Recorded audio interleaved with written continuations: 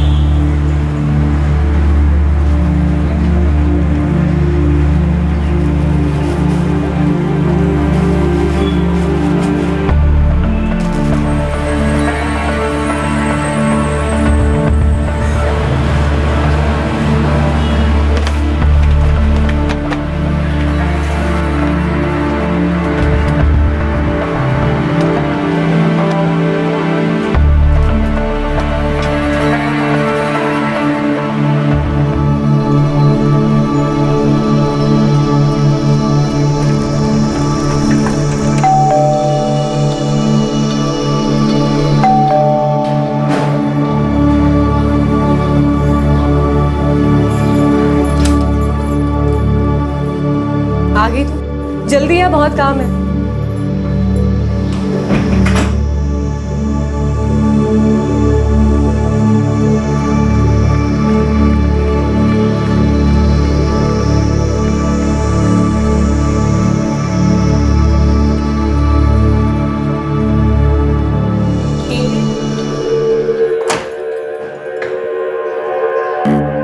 जी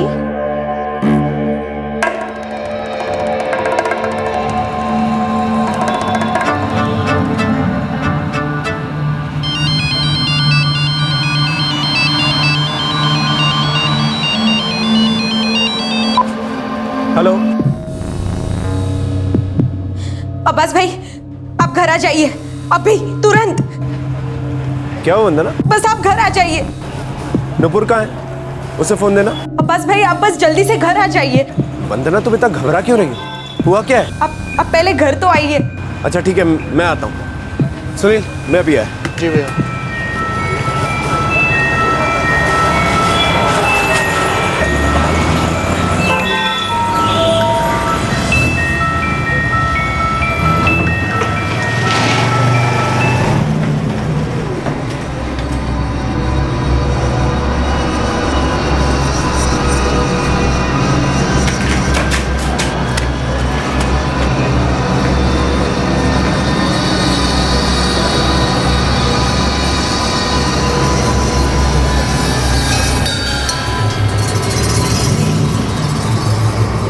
क्या हुआ वंदना?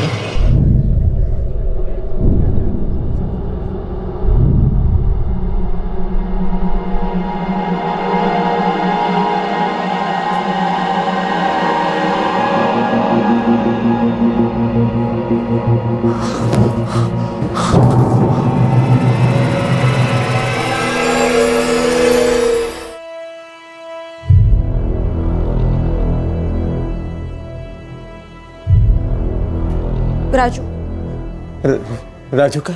वो लोग राजू को ले गए। अब्बास भाई पुलिस को फोन लगाइए।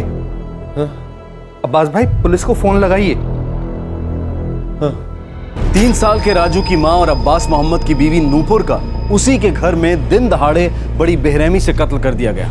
कौन थे वो लोग जिन्होंने आकर घर के दरवाजे पर दस्तक दी थी? और वो मासूम बच्चा राजू अभी कहां था?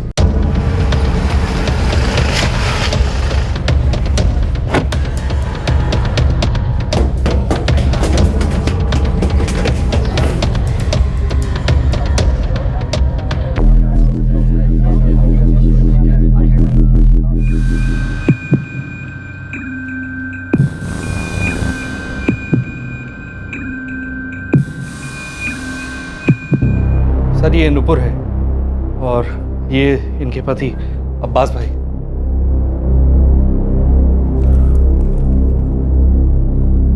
क्या हुआ? मेरी पत्नी का खून हो गया। कैसे हुआ ये? सर जब ये सब कुछ हुआ ना तो केवल इनकी नौकरानी वंदना घर पे थी। क्या हुआ था? किसी ने घंटी बजाई। नूपुर दीदी ने मुझे दरवाजा खोलने के लिए बोला। मैंने दरवाजा खोला। जी? कौन थे वो दोनों? पता नहीं साहब, मैंने उन्हें पहले कभी नहीं देखा था। फिर क्या हुआ?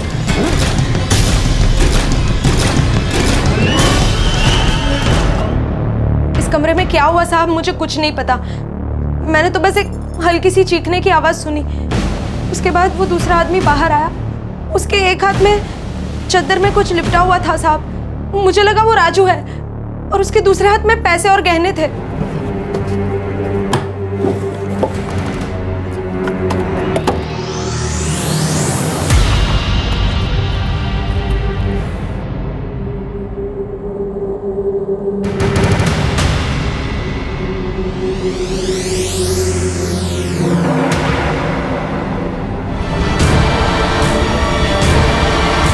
फिर मैंने अब्बास भाई को फोन किया। साहब मैं नहीं जानती वो लोग कौन थे। जो उन्होंने तुम्हें बताया कि अब्बास को 25 लाख रुपए देने हैं, उससे पहले इन्होंने राजू को उठा लिया था। शायद वो राजू ही था। वो चादर में लिपटा हुआ था, मैंने उसके पाँव देखे। राजू चिल्लाया नहीं? नहीं साहब, पता नहीं क्यों।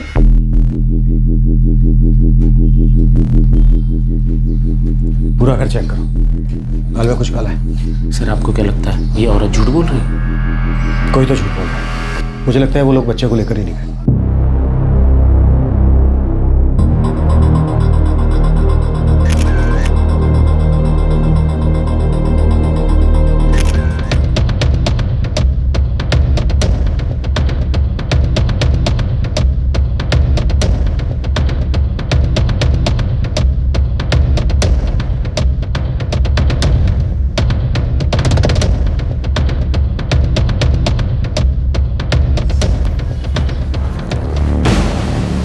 नहीं सर, केवल नूपुर की बॉडी है। सर मैं नीचे वाले घर पे ही रहता हूँ। सुबह तैयार होकर ऑफिस के लिए निकल ही रहा था कि वंदना अचानक भागते हुए मेरे घर की तरफ आई।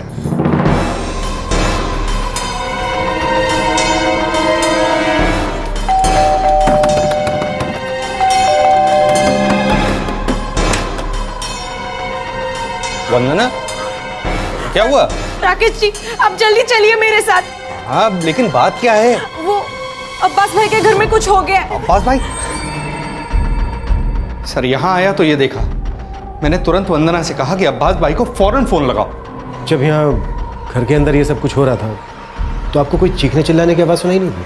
नहीं सर, मुझे तो ऐसी कोई आवाज़ सुनाई नहीं दी।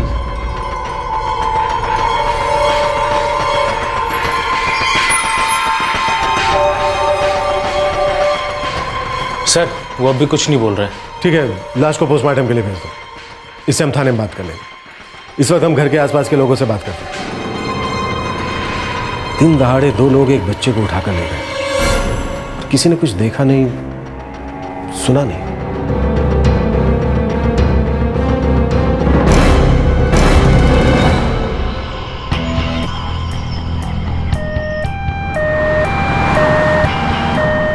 दुकान बस खोली ही थी साहब, ध्यान नहीं गया कि कौन आया कौन गया। वो लोग एक बच्चा लेके जा रहे थे। अब आप ही बोले थे साहब कि चादर में लिपटा हुआ था, ध्यान कैसे जाता? 9:30 बजे दुकान खोलता हूँ सर। ये कोई 11:30 बजे हुआ था। ऐसे इतनी आवाज़ रहती है यहाँ पर, वेल्डिंग वगैरह की, कुछ सुनाई नहीं दिया सर। कुछ देखा भी नहीं? 2 लोग एक बच्चे को चादर में लपेट कर लेकर जा रहे थे। नहीं देखा सर। सर यहाँ पर शक करने जैसा किसी ने कुछ भी नहीं देखा। ये कहानी मनगढ़ंत लग रही है। कुछ तो झोल लग रहा है सर। उस नौकरानी से पूछताछ करनी होगी। और अब्बास के घर के डोर में इतने सारे मोबाइल कैसे? और इतने पैसे और गहने भी सर। अब्बास की तो गारमेंट शॉप है ना? हाँ। और खोले हुए भी अभी बस 2-3 ही महीने हुए हैं। सर बात कुछ समझ में नहीं आती। 2 लोग आते हैं, एक औरत के गले पे छुरा रखते हैं, दूसरी को मार देते हैं, 3 साल के बच्चे को उठा ले जाते हैं जो जरा भी आवाज़ नहीं करता, और पूरे मोहल्ले में कोई कुछ नहीं देखता। वंदना जो कहानी सुना रही थी वो सच में हुआ था या जो असल में हुआ था उसका पर्दाफाश होना अभी बाकी था। और 3 साल का मासूम राजू कहाँ था? दिन दहाड़े एक कत्ल हो गया, एक तथाकथित अपहरण हो गया, लेकिन यह कैसे मुमकिन था कि उस इलाके में किसी ने कुछ नहीं देखा और कुछ नहीं सुना? पुलिस इन सब सवालों के जवाब ढूंढने लगी।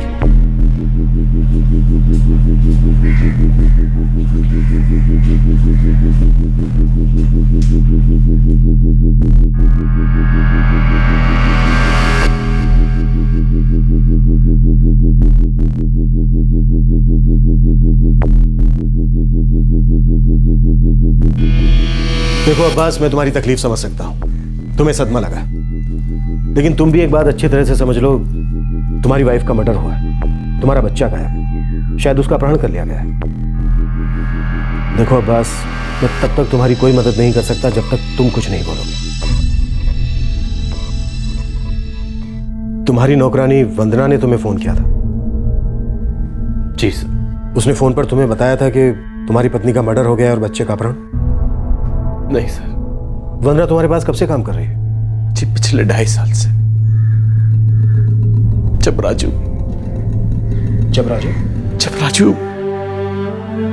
6 महीने का। वंदना के मुताबिक वो लोग तुम्हारे घर के ड्रॉअर से 6-7 मोबाइल लेकर गए। तुम्हारे पास 6-7 मोबाइल फोन थे? जी 4 महीने पहले तक मेरी एक मोबाइल रिपेयरिंग की दुकान थी।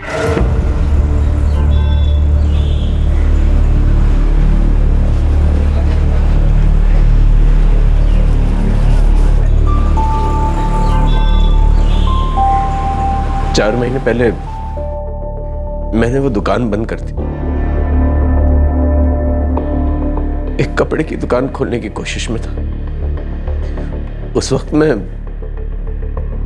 पुराने मोबाइल खरीदा बेचा करता था।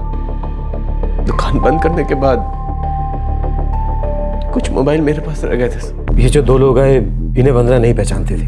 वैसे अब्बास, जो लोग तुम्हारे साथ काम करते थे उन सभी को वंदना जानती तो होगी? जी सर। उनमें से किसी के साथ तुम्हारी कोई रंजिश, कोई दुश्मनी? जी नहीं सर, ऐसा तो कुछ नहीं है। सभी के साथ अच्छे ताल्लुकात थे, सब अच्छा काम करने वाले थे सर। शिवराज, मनोज, ये दोनों मेरी मोबाइल शॉप में काम किया करते हैं। चमन और सुनील दोनों अभी मेरी गारमेंट शॉप में काम करते हैं। उन 2 लोगों ने वंदना को बोला कि अगर राजू वापस चाहिए तो 25 लाख रुपए तैयार रखो। राजू? अब्बास, क्या तुम्हारे पास इतने रुपए हैं? नहीं सर, 4 महीने पहले तक 45 लाख रुपए थे जब गारमेंट शॉप खुली थी। इतना पैसा आया कहां से? ससुर जी ने दिया था नया बिजनेस खोलने के लिए। सर, अब्बास के सास ससुर यानी नुपुर के माँ बाप अक्सर आया करते थे इन लोगों से मिलने के लिए, लेकिन कभी हमने अब्बास के पिता को यहाँ नहीं देखा। ये नुपुर और अब्बास यहाँ कब से रह रहे हैं? सर यही कोई 2 साल कुछ महीने हुए होंगे। तब तो राजू भी बहुत छोटा था। तो साहब, एक बार नुपुर के माँ बाप आए तो हमें पता चला कि इन दोनों के धर्म अलग अलग हैं। मतलब? पहले हमें लगा था कि ये लोग मुसलमान हैं, फिर जब नुपुर के माँ बाप आए तो पता चला कि नुपुर हिंदू है। क्या नुपुर और अब्बास के बीच झगड़े होते थे? नोक झोंक होती होगी, पर ऐसा कोई बड़ा झगड़ा कभी नहीं हुआ। सुना था दोनों की लव मैरिज हुई थी। अरे बचपन के दोस्त थे साहब, नुपुर के पापा ने खुद बताया था हमें। क्या अब्बास के माता पिता यहाँ कभी नहीं आए? सर, हमने तो कभी नहीं देखा।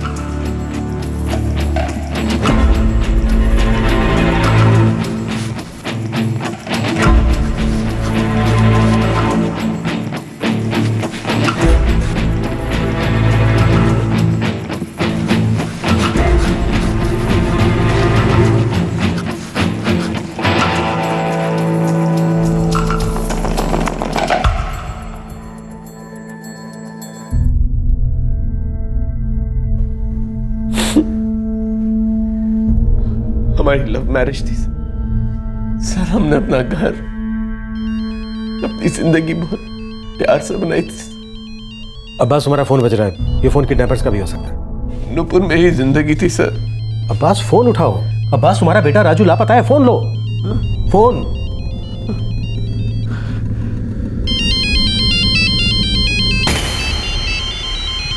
नुपुर, फोन लो बस, लो। हेलो। तेरा बेटा अभी जिंदा है, वापस चाहिए तो 25 लाख रुपए तैयार रखियो। कौन बोल रहा है? अबे कौन बोल रहा है जान के क्या फायदा। और तू अभी किसके साथ बैठा है इस बात से मुझे कोई फर्क नहीं पड़ता, समझा। और मुझे ये भी पता है कि तेरा फोन स्पीकर पे है। तू बस इतना याद रख कि अगर तूने हमें 25 लाख रुपए नहीं दिए ना तो तू अपने बेटे का कभी चेहरा नहीं देख पाएगा।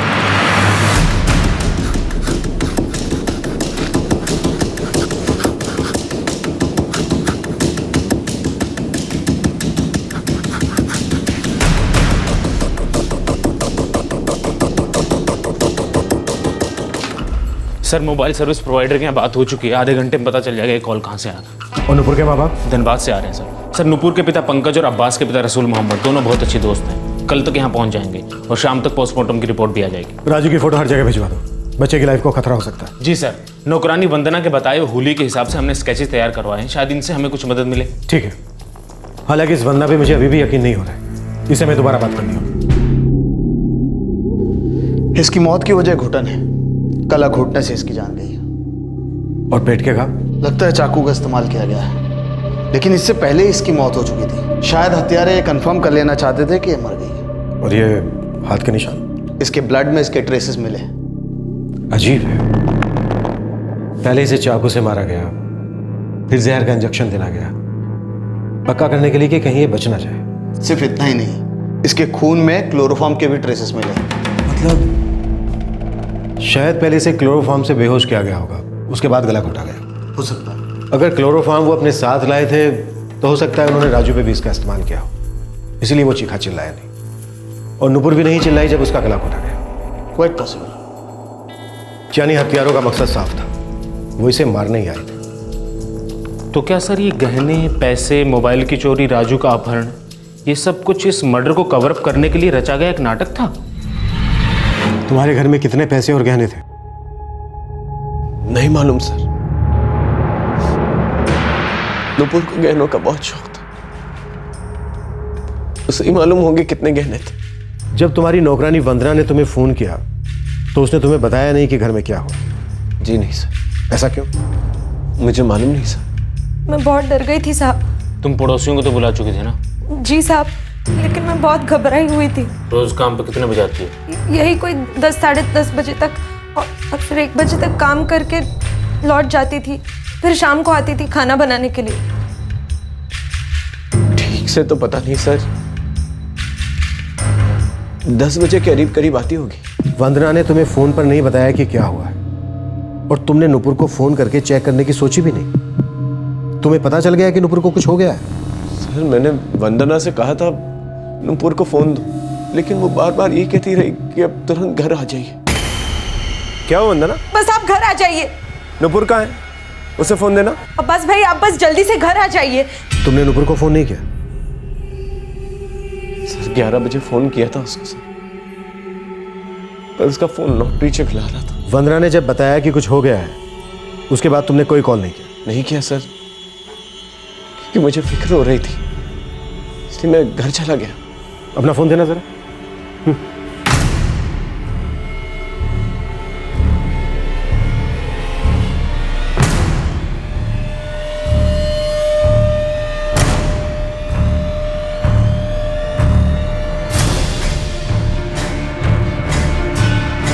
उन्होंने मेरे गले पर छुरा रख दिया था साहब, मैं चिल्ला नहीं सकती थी, मैं बहुत डर गई थी।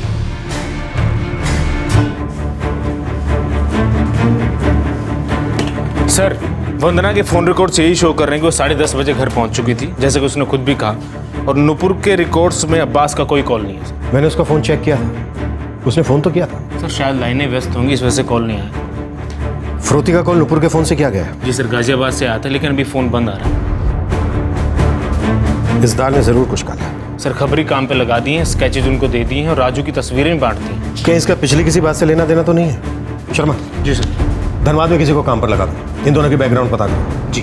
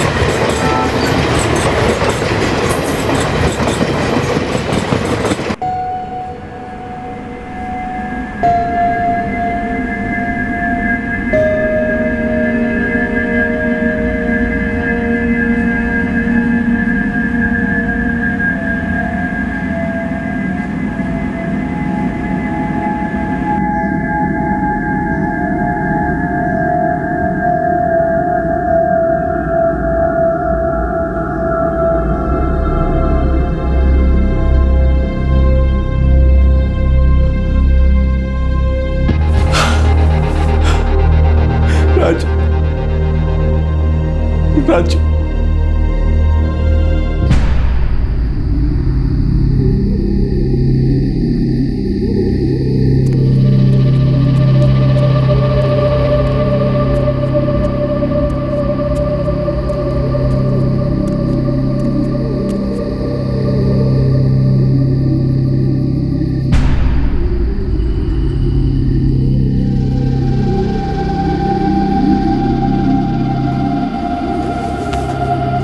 आदमी शाम से हमारे मकान पर नजर रखे हुए हैं।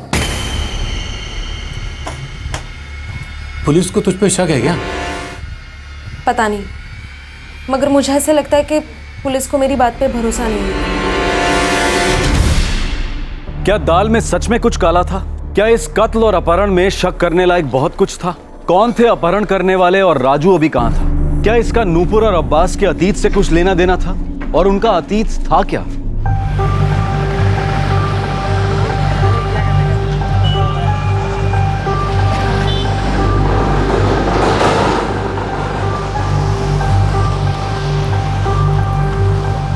सलाम साहब। सलाम। क्या खबर है? साहब, नूपुर और अब्बास के माँ बाप कल शाम को दिल्ली के लिए रवाना हो गए। और कुछ? और नूपुर के पिता पंकज और अब्बास के पिता रसूल दोनों की सालों से अच्छी दोस्ती और काम में साझेदारी भी रही। साहब, उनकी गन्ने और धान की खेती है, दोनों साथ में ही काम करते हैं। नूपुर का बड़ा भाई अमित और अब्बास तीनों बचपन के दोस्त। साहब, बड़े होते होते नूपुर और अब्बास की बचपन की दोस्ती प्यार में बदल गई।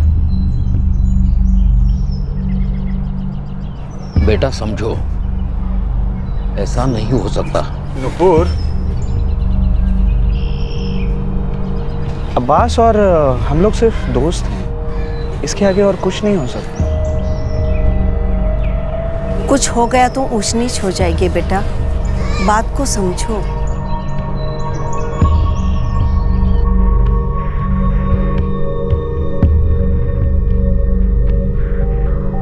क्यों अब्बू? आप और पंकज चाचू एक दूसरे को 20 साल से जानते हैं, साथ में कारोबार भी है आपका। तू समझ नहीं रहा अब्बास, हम दोस्त हो सकते हैं लेकिन रिश्तेदार नहीं हो सकते बेटा। हमारे मजहब अलग हैं। हम अपने प्यार के बीच में कभी मजहब को नहीं आने देंगे।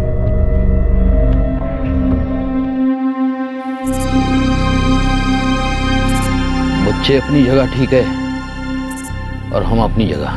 हाँ पंकज भाई, आप और मैं उन्हें समझते हैं, लेकिन ये आसपास के लोग, ये गांव, ये समाज, ये सब कभी मंजूर नहीं करेगा। ये सब उनकी नाराजगी का कारण बन सकता है। इसका आगे क्या अंजाम होगा पता नहीं। सही कह रहे रसूल भाई, बच्चों को खबर नहीं है ये कितना खतरनाक मामला हो सकता है। हमें ही अब समझदारी से काम लेना पड़ेगा।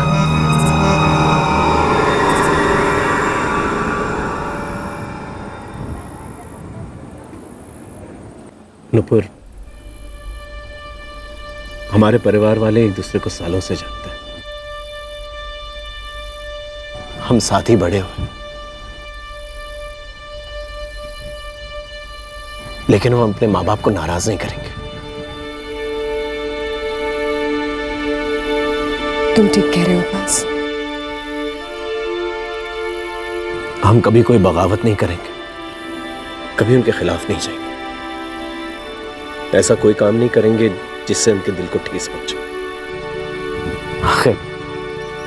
आखिर वो हमारे माँ बाप हैं।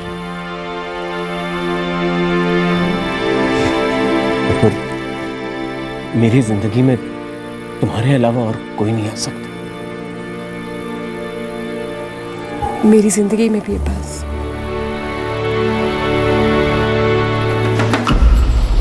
– 2006 में अब्बास दिल्ली चला गया। वहाँ पे उसने मोबाइल रिपेयरिंग का छोटा मोटा काम शुरू किया। और नूपुर भी 2007 में दिल्ली चली गई। वहाँ उसे अपनी जर्नलिज्म की पढ़ाई करनी थी, तो उसने वहीं पे एक कोर्स ज्वाइन किया और हॉस्टल में रहने लगी। वो दोनों दिल्ली में मिलते जुलते रहे, लेकिन एक दोस्त के जैसे, कभी अपने माँ बाप के खिलाफ नहीं।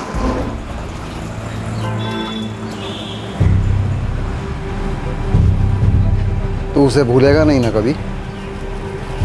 अबू, बहुत प्यार करता हूँ मैं उससे। वो तो दिखता है, उसके नाम से दुकान ही चला रहा है। अबू आप फिक्र मत कीजिएगा, हम ऐसा कोई काम नहीं करेंगे जिससे आपको कभी कोई ठेस पहुंचे।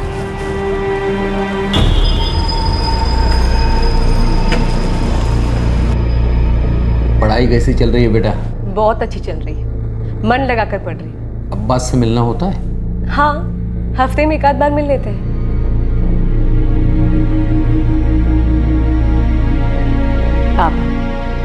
आप बिल्कुल भी फिक्र मत कीजिए, हम आपकी और रसूल चाचा की मर्जी के खिलाफ कुछ भी नहीं करेंगे। वो भी किसी से शादी नहीं करेगा और तू भी नहीं करेगी। इतना तो हक बनता है।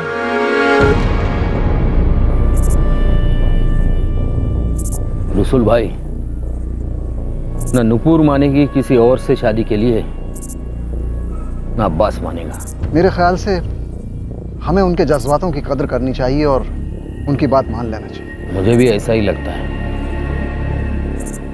लेकिन पंकज भाई, अगर हमारी दोस्ती रिश्तेदारी में बदल गई तो यहाँ पर तो बहुत मुश्किल हो जाएगी। हमें उनसे कहना चाहिए कि वहीं शादी कर लें। उन्हें अपनी जिंदगी खुशी से बिताने का पूरा हक है।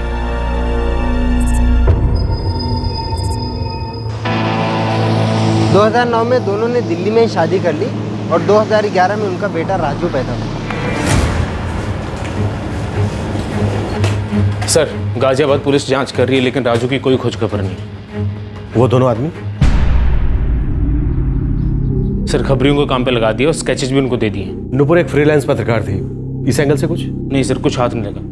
अब्बास का फोन मॉनिटर कर रहे हैं सर, लेकिन दोबारा फिरौती का कोई कॉल नहीं आया। क्या इस फिरौती के कॉल में कुछ दम भी था या फिर ये किसी साजिश का हिस्सा था? मुझे तो इस बच्चे राजू की बहुत फिक्र हो रही है। सर, यदि हम लोग अब्बास और नुपुर के पास्ट में जाएं तो वो दोनों एक दूसरे से बहुत प्यार करते थे। कहीं इस प्यार के बीच कोई रुकावट तो नहीं आ गई? नहीं सर, ऊपर से तो कुछ दिखाई नहीं दे रहा, लेकिन गहराई में जाएं तो शायद कुछ सुराग जरूर मिल सकता है। हाँ गोपाल साहब, एक खबर है। बोलना। शायद 2 नहीं 3 आदमी थे। 3 आदमी? हाँ। एक कारपेंटर है घनश्याम, उसको मालूम है।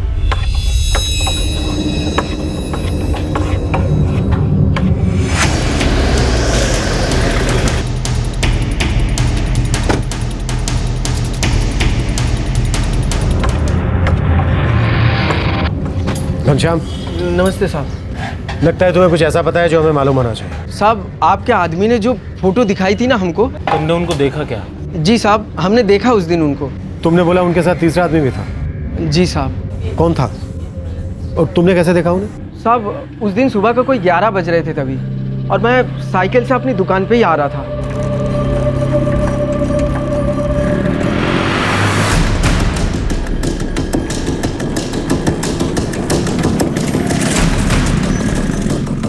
अरे क्या करता है भाई, हेलमेट के अंदर से दिखाई नहीं दे रहा क्या? तुझे नहीं दिखता सामने से बाइक आ रही है, ऐसे कट मारता है कोई? अरे यार चलना छोड़ा इसको, चल बैठ जल्दी। सब बाप का रोड समझ के रखा हुआ है। जो फोटो हमको दिखाए थे साहब, उसी से हम दोनों लड़कों को पहचान लिए। एक हेलमेट वाले के साथ बाइक पे बैठे हुए थे दोनों। किस तरफ गए थे? वो साहब अब्बास के घर से तीसरी गली में। तो क्या ये तीसरा बंदा उन दोनों का इंतजार कर रहा था? वो दोनों अंदर गए, नुपुर को मारा, बच्चे को उठाया और फिर इस तीसरे बंदे के पास आ गए। सर, हो सकता है इस गली के किसी दुकान वाले या घर वाले ने उस तीसरे आदमी को इंतजार करते हुए देखा हो।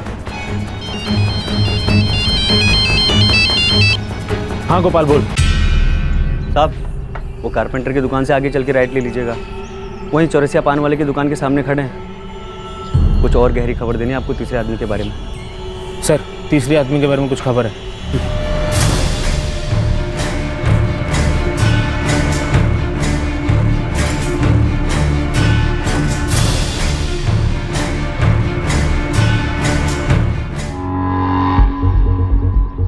साहब, चौरसिया बाबू थोड़ा कुछ जानते हैं इसके बारे में। साहब, बाइक यहाँ क्यों रुकी थी?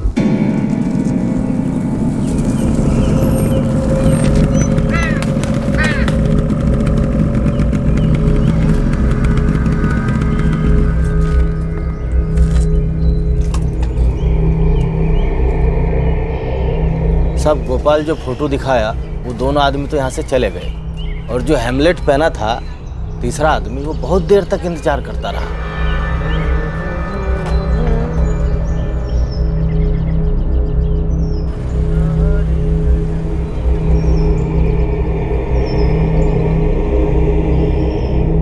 लग रहा था जैसे टाइम पास कर रहा है। चौरसिया, अब तू टाइम पास बंद कर और बोल कौन था वो? थोड़ी देर बाद बाइक से उतरा और सीधा हमारी दुकान पे चला आया।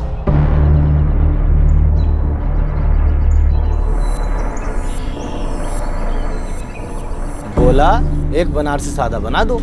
एक बनारसी सादा लगाइए। हम पान बना रहे थे और मन ही मन सोच रहे थे कि आदमी बाइक चलाने के टाइम पे हेमलेट पहनता है और ये खड़ी करने के बाद भी काहे पहना हुआ है। चौरसिया कौन था वो? हमने पान बनाना फिनिश किया और उसे दिया। ये लो भैया आपका बनारसी सादा।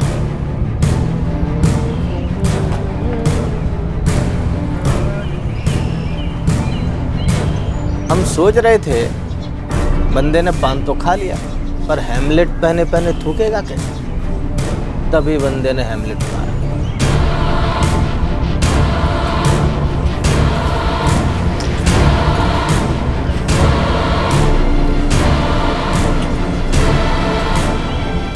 कौन था वो?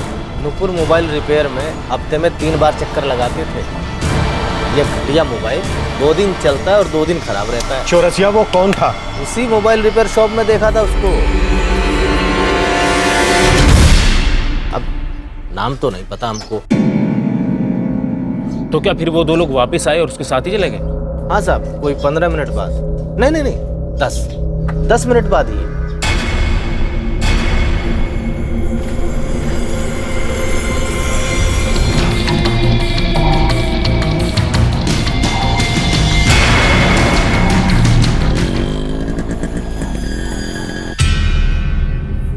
तुमने बच्चे को नहीं देखा उनके साथ? साहब तो अभी इस गोपालवा ने बताया, अच्छे से ढका हुआ था, कुछ दिखाई नहीं दे रहा था। हमको लगा कुछ सामान ले जा रहे हैं। बाइक का नंबर याद है? अगर हमको जरा भी भनक होता ना कि कोई कांड होने वाला है, हम नंबर याद रख लेते, और याद क्या, सालों को वहीं धर लेते।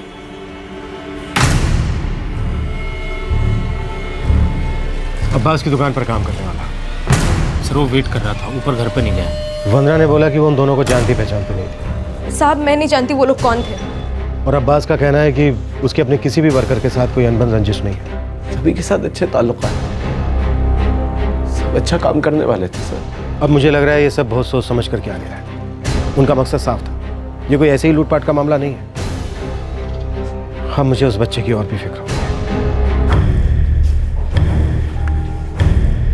शिवराज और मनोज दोनों मेरे मोबाइल शॉप में काम किया करते थे सर।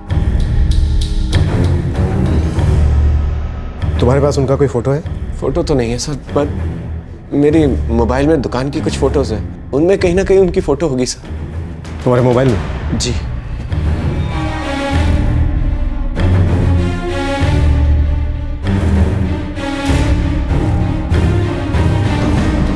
हाँ साहब, यही वाला था।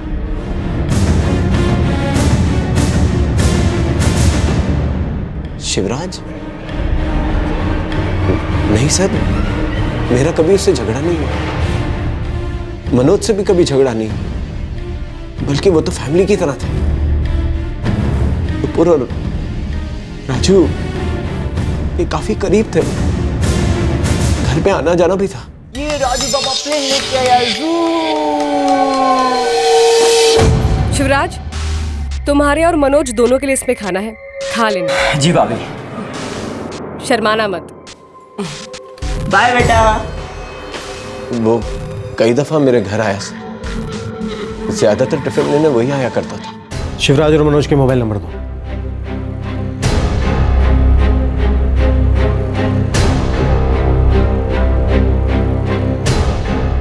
The number you have called is currently switched off. The number you have called is currently not reachable. Sir Manoj का फोन नॉट रीचेबल आ रहा है और शिवराज का फोन बंद आ रहा है। हमने मोबाइल प्रोवाइडर से बात कर ली, वो जल्दी उसकी लोकेशन डिटेल निकाल देंगे। सर मुझे नहीं लगता कि वो लोग ऐसा कुछ करेंगे। तुम्हारे कहने का क्या मतलब है अब्बास? हमारे पास इस बात के पक्के सबूत हैं कि शिवराज उन लोगों के साथ था जो 2 लोग तुम्हारे घर गए थे, और तुम के शिवराज के अच्छे होने की दुहाई दे रहे हो। तुम कहना क्या चाह रहे हो? मैं तो इतना ही कहना चाहता हूँ सर कि मेरे बच्चे की जान खतरे में, मुझे मेरा बच्चा चाहिए। तो तुम्हें क्या लग रहा है हम क्या कर रहे हैं? तुम्हारे पास शिवराज और मनोज का एड्रेस है? जी, वो मनोज नांगलोई में किराए पर रहता है और शिवराज वसंत विहार के इलाके में कहीं किराए पर रहता है। मुझे इनका डिटेल में एड्रेस चाहिए।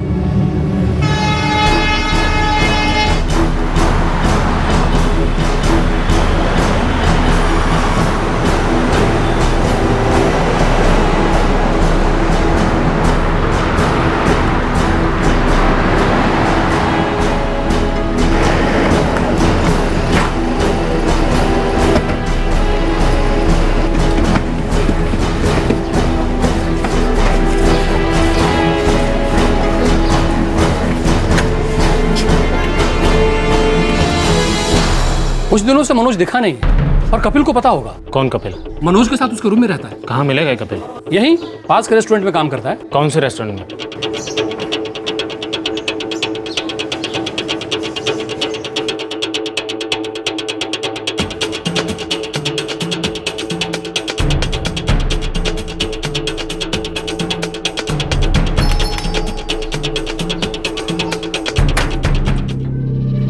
जी शिवराज यहीं रहता है? जी कहाँ है वो? पता नहीं, कुछ दिनों से दिखा नहीं। किसे खबर होगी उसकी? आप अमरनाथ भाई से पूछिए, जो उस घर के मकान मालिक हैं। कहाँ रहते हैं वो? 2 घर छोड़कर कोने वाला घर है उनका।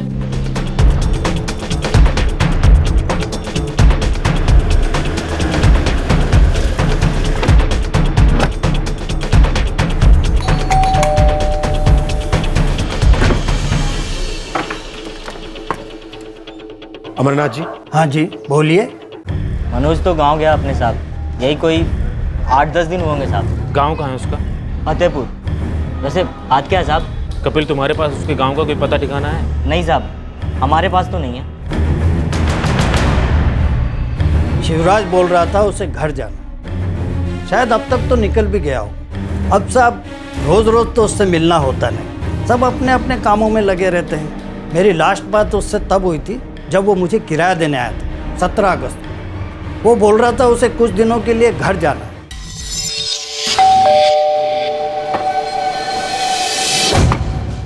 अरे शिवराज तुम? नमस्ते अंकल जी, कैसे हैं आप? नमस्ते नमस्ते बेटा, आओ आओ आओ। ये लीजिए अंकल, इस महीने का किराया। बेटा अंदर तो आओ, चाय पी के जाओ। अरे नहीं अंकल, फिर कभी आएंगे, अभी थोड़ा जल्दी में है।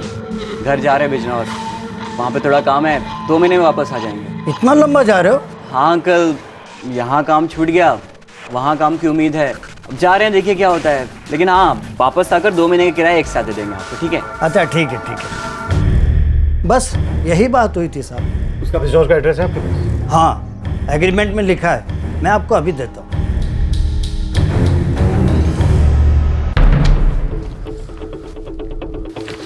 बिजनौर पुलिस को कांटेक्ट करो कि इनके घर जाए। तो सब मनोज, फतेहपुर पुलिस को भी अलर्ट किया जाए।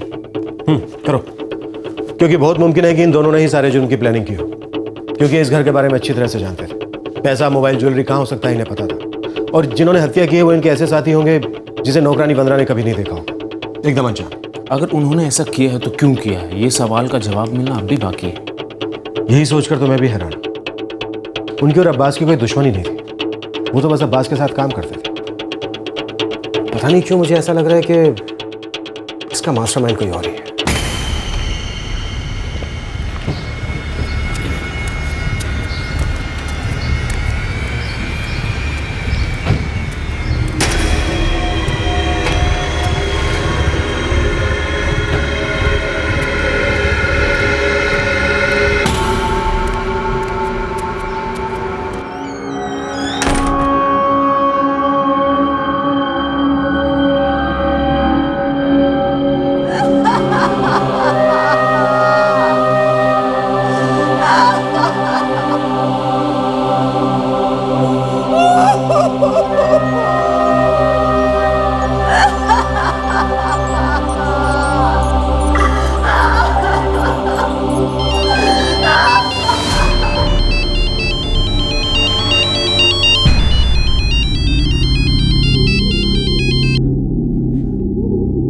हेलो, पैसे तैयार हैं? कौन बोल रहा है? कहाँ है मेरा बेटा? 25 लाख तैयार हैं? देखिए आपको जो चाहिए ले लीजिए, मुझे मेरा बेटा वापस दे दीजिए। तो पैसे तैयार रख, हम फिर फोन करते हैं। Hello hello hello.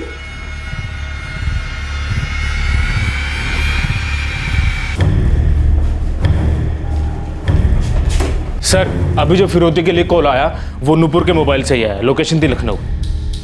फिरौती पहुंचाने की कोई जगह बताई? नहीं सर, बोले दोबारा फोन करेंगे। मुझे लगता है वो लोग जल्दी में नहीं है। अब सोचने वाली बात यह है कि क्या उन्हें सच में पैसे चाहिए या फिर सिर्फ ये कोई खेल खेला जाए। सर, क्या आपको अब भी अब्बास और वंदना दोनों पे शक है? मुझे इन दोनों के फोन का पिछले पूरे महीने का डेटा चाहिए। अब देखना यह है कि इस दौरान किस किस के टच में। सर,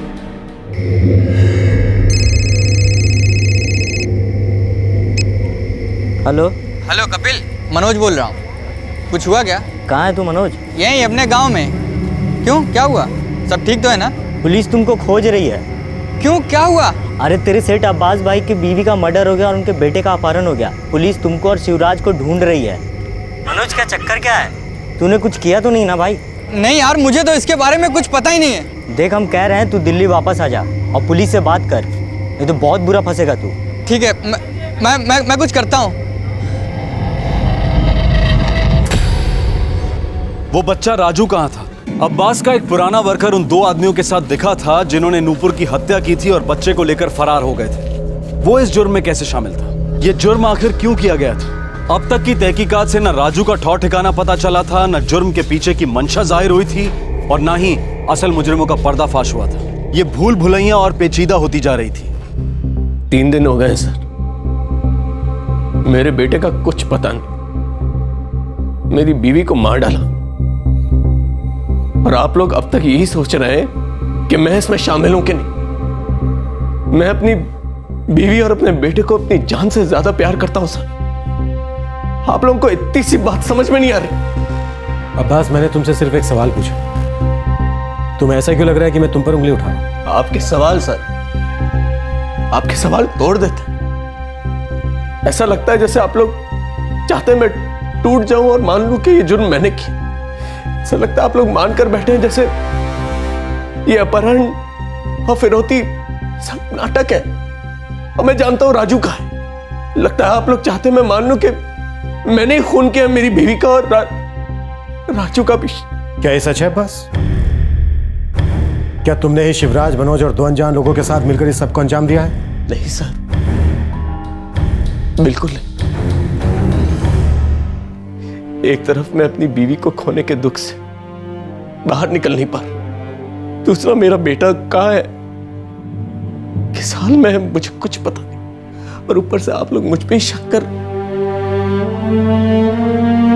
सर, मैं अपनी जिंदगी में बहुत खुश था सर।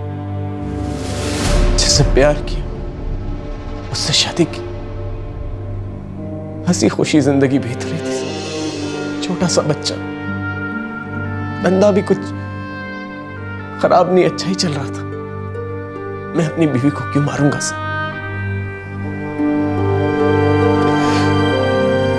बहुत प्यार करता था सर मैं उससे।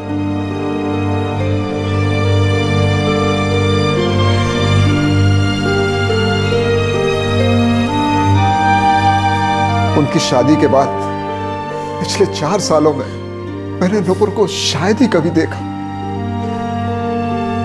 सब कुछ तो ठीक चल रहा था, फिर पता नहीं ये सब कैसे। साहब, मुझे पता है आप लोग मुझ पर शक कर रहे हो। आप लोगों ने मेरे पीछे पुलिस वाला लगा रखा है जो हर जगह जाकर पूछताछ कर चुका है जहां मैं काम करती हूँ। मेरा जीना मुश्किल हो गया है साहब। तुम शिवराज और मनोज को जानती हो? साहब, अब्बास भाई और नूपुर दीदी के यहाँ काम करते हुए 2 साल से ऊपर हो गया है। मैं शिवराज और मनोज को जानती थी, मगर आप मुझ पर क्यों शक कर रहे? मैं क्यों झूठ बोलूंगी साहब? वैसे ही गरीबी ने हालत खराब कर रखी है। काम करती हूँ तो 2 रोटी पेट में जाती है साहब। ऐसे उल्टे सीधे काम दिमाग में भी नहीं आते। उन लोगों ने मेरे गले पर छुरा रखा था। ऐसे में कौन आम आदमी डर नहीं जाएगा? ऊपर वाले का शुक्र है मैं बच गई, मगर आप लोगों ने मेरा जीना मुहाल कर रखा है।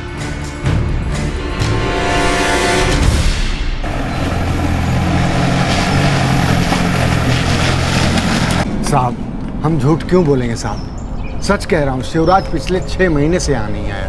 आप चाहे तो पड़ोसी से पूछ सकते हैं साहब। वैसे साहब, उसने किया क्या है? जिसके पास शिवराज काम करता था उसी के बेटे को अगवा किया उसने।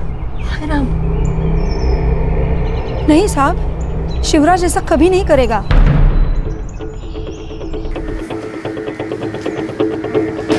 सर, बिजनौर में शिवराज के घर के आसपास निगरानी लगा दी गई है, लेकिन वो अभी तक घर नहीं आया। उसका मोबाइल भी बंद आ रहा है। सर, शायद वंदना इस सब में शामिल नहीं है। और अब्बास ने शिवराज को करीब 4 महीने पहले फोन किया था जब उसने अपनी मोबाइल शॉप बंद की। तो क्या हम बेकार में ही अब्बास और वंदना पे शक कर रहे हैं? और असल में ये सारा खेल शिवराज और मनोज ने खेला है। सर अगर देखा जाए तो जब अब्बास ने अपनी मोबाइल शॉप बंद करके गारमेंट की शॉप खोली तो उसके ससुर जी ने उसको 45 लाख रुपए दिए थे। बाद में पता चला कि उसमें उसके फादर का भी बराबर का कंट्रीब्यूशन था। शायद शिवराज और मनोज ये सब कुछ जानते होंगे और उनके मन में लालच आ गया हो। क्या सिर्फ लालच ही इस जुर्म के पीछे का कारण था? अपने गुस्से और लालच की वजह से क्या कोई एक मासूम औरत का कत्ल कर सकता है? और वो भी पहले से सोच के पक्का मार डालने की नीयत के साथ गला घोंटा जाए, चाकू घोंपा जाए, जहर का इंजेक्शन दिया जाए ताकि उसके जिंदा बचने की कोई संभावना ही ना रहे।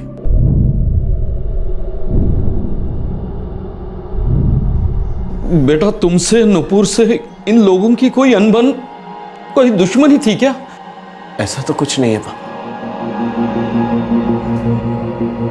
हाँ लेकिन जब मोबाइल शॉप बंद करने की बात आई थी तो ये लोग परेशान जरूर हुए थे। अरे अब्बास भाई ऐसे अचानक आप? अरे अचानक से नहीं शिवराज, कुछ दिनों से सोच रहा था। अब तुम तो जानते हो एक बेटा है मेरा, उसके फ्यूचर के बारे में भी सोचना है मुझको। इस धंधे में खास कमाई है नहीं और वैसे भी दिल्ली में बच्चे को पालना कोई आसान बात तो है नहीं। अब्बास भाई आप एक हफ्ते में दुकान बंद कर दोगे क्या? हाँ मनोज, यकीन मानो इसमें मेरा फ़ायदा कम नुकसान ज़्यादा। तो कहाँ खोल रहे हैं नया दुकान? बस यहीं पास में एक दुकान किराए पे ली और एक बड़ी कंपनी से ऑर्डर भी मिल गया। मतलब सब पहले से तय था? पहले से सोच के रखा था। अब पैसे नहीं थे तो बिजनेस खोल नहीं पाए। फिर नुपुर के पापा ने पैसे दे दिए तो बात बन गई। अब्बास भाई पहले से हमको ही बता दिया होता ना। अभी तो बताया ना मैंने, अब जब बात बनेगी तभी तो बताऊंगा ना भाई। नहीं अब्बास भाई, जब आप इतना पहले से सोच रहे थे तो हमें भी इशारा कर देते कि ये दुकान बंद कर रहे हैं आप। अब्बास भाई अपने कपड़े की दुकान में हम दोनों को ही काम दे दीजिए। हाँ और क्या यार, तुम दोनों मोबाइल की लाइन में घुसे हुए, कपड़े के धंधे के बारे में क्या जानोगे? और वैसे भी अपने 2 बंदे रख लिए मैंने वहाँ। यार मोबाइल का मार्केट काफ़ी बड़ा, कहीं ना कहीं नौकरी मिल जाएगी तुम लोगों को, फिक्र मत करो, ठीक है? शिवराज नाराज जरूर हुआ था कि मैंने उसे पहले क्यों नहीं बताया, पर गुस्से में आके वो ऐसा करेगा मुझे नहीं लगता।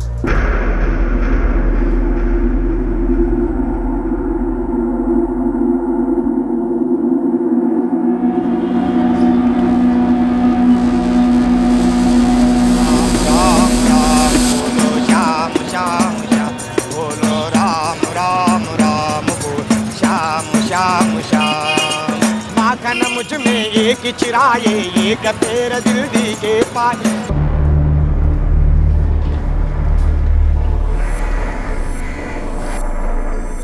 शिवराज का है? मुझे नहीं पता साहब, करीब 3.5 महीने पहले मैं उससे आखिरी बार मिला था, अब्बास भाई की दुकान बंद होने के बाद। कसम से साहब मेरा इन सब से कोई भी लेना देना नहीं है और यही बात बताने के लिए मैं सीधे अपने गांव से यहाँ पे आया हूँ जब मुझे पता चला कि आप लोग मुझे ढूंढ रहे हैं। शिवराज ने ये सब गुस्से में किया था या फिर कोई और बात थी? मुझे नहीं पता साहब, लेकिन हाँ शिवराज गुस्से में ज़रूर था जब मैं उससे मिला था।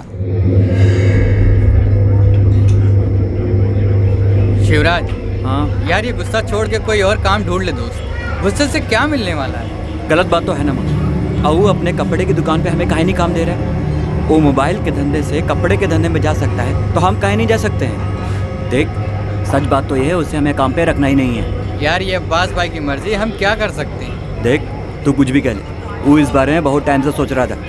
एक बार भी नहीं सोचा कि हमारा क्या होगा, अचानक कम बन।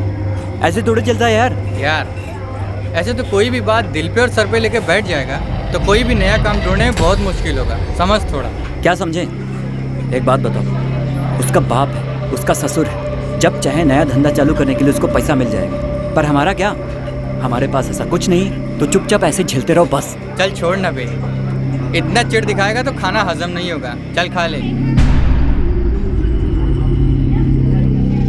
साहब शिवराज गुस्से में ज़रूर था, लेकिन मुझे नहीं लगता कि वो ये सब कर सकता है। और नुपुर भाभी तो हम दोनों का बहुत ख्याल रखती थी, राजू के साथ तो हम दोनों खेलते थे साहब। पहला कॉल आया गाजियाबाद से और दूसरा कॉल आया लखनऊ से, और उसके बाद कभी तक कोई कॉल नहीं आया सर। लास्ट लोकेशन है लखनऊ। क्या ये पॉसिबल है कि वो अभी तक लखनऊ में ही हो?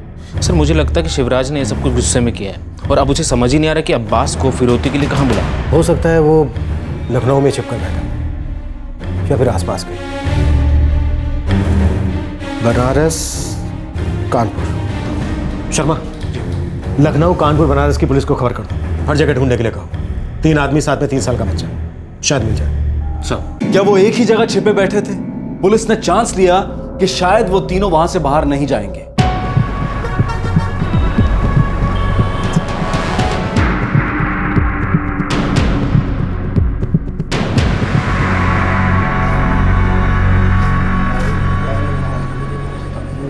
सर 4 दिन हो गए सर, राजू की फिरौती के लिए कोई फोन नहीं है।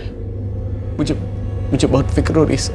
अब्बास, हम उसे हर जगह ढूंढ रहे हैं, जिस शहर में वो हो सकता है। शिवराज के बिजनौर के घर पे भी हमने नजर रखी हुई। बाकी 2 लोगों के बारे में हम ज्यादा जानते नहीं, लेकिन हम पूरी कोशिश कर रहे हैं। बच्चे की हमें भी फिक्र है अब्बास।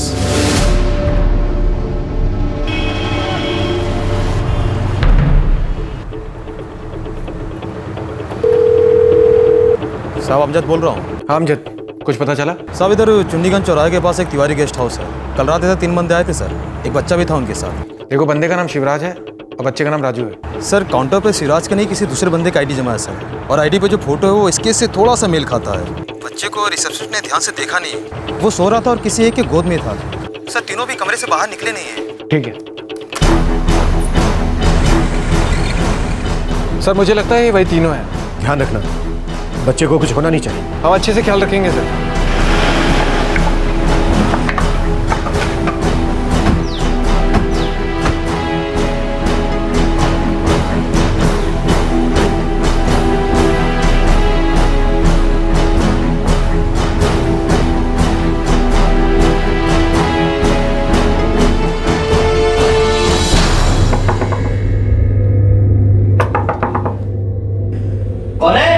रूम साफ करना है साहब। अरे नहीं करवाना है अभी। मैनेजर साहब ने बोला है साफ करना जरूरी है, 5 मिनट लगेगा बस।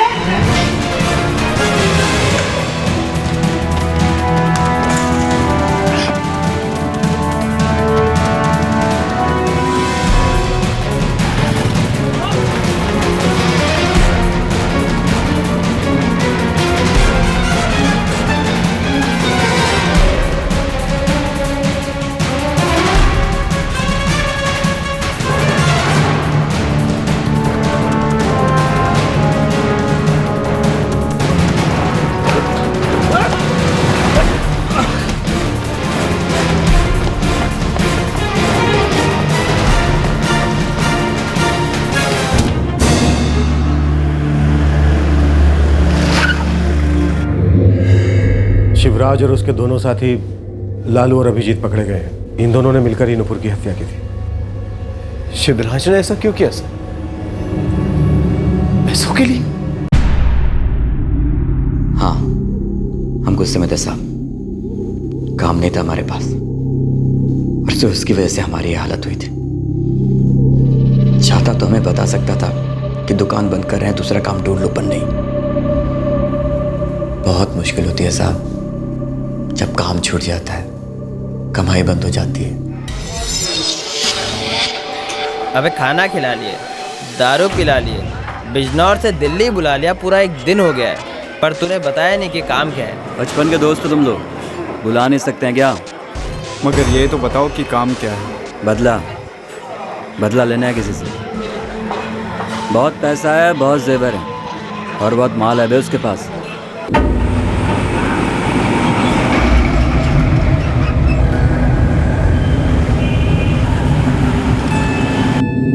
पूरे 2 साल साहब, पूरे 2 साल वफादारी के साथ काम किया उसके। मिला क्या? पेट पर लात। वो सिर्फ अपने बारे में सोच रहा था। क्या गलत किया साहब? क्या गलत किया अगर हम थोड़ा लालच कर लिए? वो लालची नहीं था जब वो अपने बारे में सोच रहा था।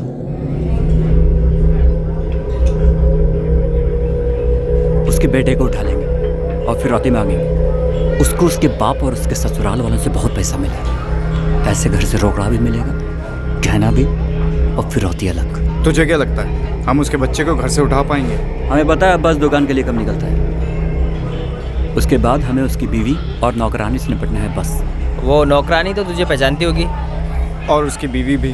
हम तुम्हारे साथ नीचे तक आएंगे ज़रूर, पर घर के अंदर सिर्फ तुम दोनों जाओगे, क्योंकि तुम लोगों को घर में कोई नहीं पहचानता। मैं कुछ दूरी पर इंतजार करूंगा तुम लोगों का, लेकिन हाँ, उसकी बीवी को संभालना, वो हल्ला मचा सकती है। फिर तो खतरा हो सकता है। तुम दोनों को उससे चुप कराना होगा बस। मतलब?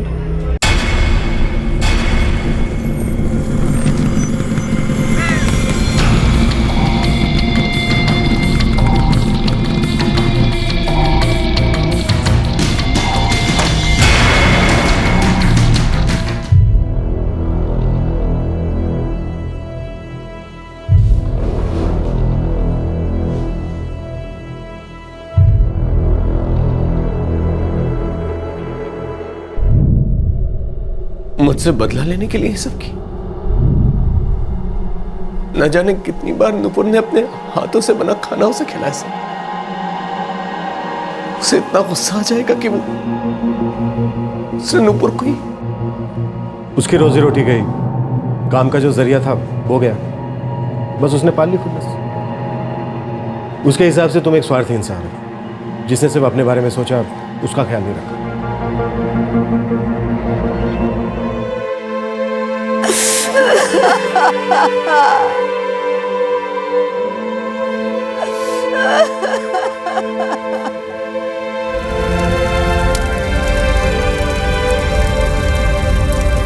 तीनों मुल्जिम इस वक्त जुडिशियल कस्टडी में हैं और पुलिस अभी चार्जशीट फाइल करने की तैयारी में है। क्या शिवराज का अब्बास के लिए गुस्सा वाजिब था? बेरोजगारी में वो चाहे कितना भी हताश या निराश हो गया हो, लेकिन एक मासूम औरत को मारकर आखिर उसे क्या हासिल हो गया? अब्बास के लिए जो गुस्सा था, नफरत थी, उसमें एक बच्चे का क्या दोष था? शिवराज की शिकायत थी कि अब्बास ने अपने कर्मचारियों को दुकान बंद करने की खबर पहले नहीं दी। अचानक शिवराज को अपनी रोजी रोटी से हाथ धोना पड़ा और मनोज का रोजगार भी जाता रहा। लेकिन मनोज ने शिवराज का रास्ता नहीं चुना, बल्कि उसने ऐसे समय का इस्तेमाल नए मौके बनाने, नौकरी तलाशने और अपने घर वालों के साथ वक्त बिताने के लिए किया। जिंदगी की एक नए सिरे से शुरुआत करने की कोशिश की। कभी कभी हम में से कुछ लोगों पर कमजोरियां सवार हो जाती हैं और हमारी अच्छाई को मात दे देती हैं। असफलता गिर जाना नहीं होती, बल्कि गिर कर फिर से उठने की कोशिश ना करना असफलता होती है। आसान पैसे के लालच का घी जब नफरत की आग में स्वाहा होता है तो कोई मनोकामना हाथ नहीं लगती। ज्यादा पाने के लालच को अगर सही दिशा दी जाए, कुछ सकारात्मक, कुछ पॉजिटिव किया जाए, तो उसकी सराहना भी होगी और उसे सही भी माना जाएगा। अगर लालच की चिंगारी को शुरू में ही ना संभाला जाए तो वो अक्सर जुर्म की आग बन जाती है। अगर शिवराज ने अपने इस आवेश को नौकरी ढूंढने में लगाया होता और दिलो जान से काम किया होता तो उसके सामने आज एक बेहतर और साफ सुथरी जिंदगी होती। आपसे फिर मुलाकात होगी क्राइम पेट्रोल दस्तक में एक और नए केस के साथ। तब तक अपना ख्याल रखें, सुरक्षित रहें और याद रखें, हम सब के अंदर अच्छी सोच भी है और बुरी सोच भी, पर जरूरी यह है कि हम अपनी उस अच्छी सोच को बढ़ावा दें। जय हिंद। इस तरह के और भी एपिसोड देखने के लिए हमारे चैनल को सब्सक्राइब करें और बेल आइकन दबाना ना भूलें।